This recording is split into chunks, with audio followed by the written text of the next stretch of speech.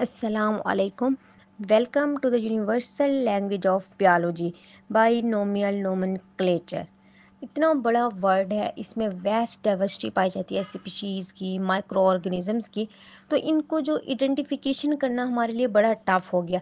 जो common names थे इनके, वो डिफरेंट कंट्रीज़ में डिफरेंट तरीके से बोले जाते थे, तो एक ही स्पीशीज़ के इतने नाम।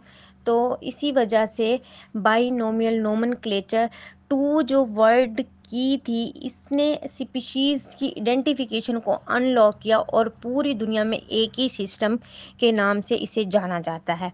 अब ये जो सिस्टम था, इसके प्रिंसिपल या रूल्स थे जो डेवलप या अडॉप्टेड किए गए, वो international code of zoological nomenclature से हुए, ICZN। इसने इसको अडॉप्ट किया एंड डेवलप किया। अगर हम बाइनोमियल नोमेनक्लेचर की स्टडी को देखें, तो इसका मतलब binomial means having two part. इसमें जो ऑर्गेनिज्म है उसको टू पार्ट्स में उसका नेम दिया जाता है, और वो जो नेम्स होते हैं वो लैटिन होते हैं। जो फर्स्ट वर्ड है वो जीनस होता है, जो ऑर्गेनिज्म से बिलोंग रखता है। जो सेकंड पार्ट है वो उसकी स्पीशीज़ को, जो पर्टिकुलर स्पीशीज़ है उसको डिस्क्राइब करता है। अब हमें यहाँ पे कुछ प्रॉब्लम्स देखने को मिलती हैं कि कॉमन नेम जो थे, मैंने पहले भी कहा कि ये वेरी करते हैं from country to country, from region to region within a country. कुछ स्पीशीज़ तो ऐसी थी जिनकी 100 से थाउजेंड्स की रेंज में कॉमन नेम्स थे। तो इसीलिए साइंटिस्ट को स्पीशीज़ की आइडेंटिफिकेशन करने में बड़ी मुश्किल पेश आई। तो देन हमें नोमेनक्लेचर सिस्टम की ज़रूरत पड़ी।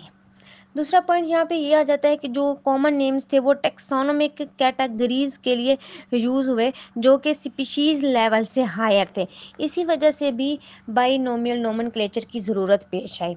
फॉर एग्जांपल अगर हम बात करेंगे, जो डिफरेंट काइंड्स के पील बग्स हैं, या क्लास क्रिस्टिया है, ऑर्डर आइसोपोडा है, या क्रेफिश हैं, क्लास क्रिस्टिया, ऑर्डर डेकोपोडा, तो इनको ना डिस्टिंग्विश करना इजी नहीं था।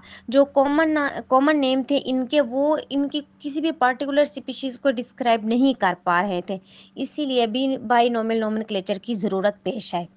देन अगर हम इनके एडवांटेजेस की बात करते हैं, तो जो बाइनोमियल नोमेनक्लेचर के एडवांटेजेस हैं, फर्स्ट ये है कि इनको लैटिन लैंग्वेज में ही राइट किया जाता है। इसके अलावा इनका जो सोर्स होता है वो मोस्ट अथेंटिक या डेफिनेट होता है।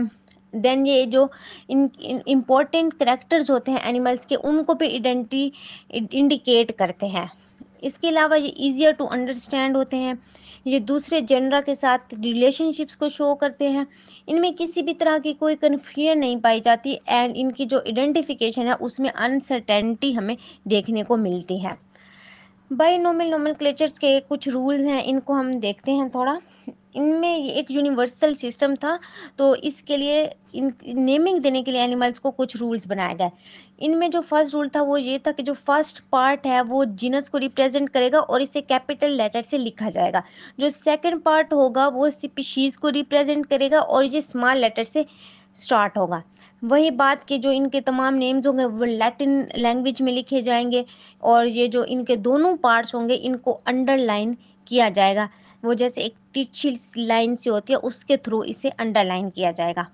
तो ये थे इसका इंट्रोडक्शन कि किस तरह से जो बाइनोमियल नोमेनक्लेचर है ये हमारे स्पीशीज़ की आइडेंटिफिकेशन करने में एक रोल प्ले कर रही होती है।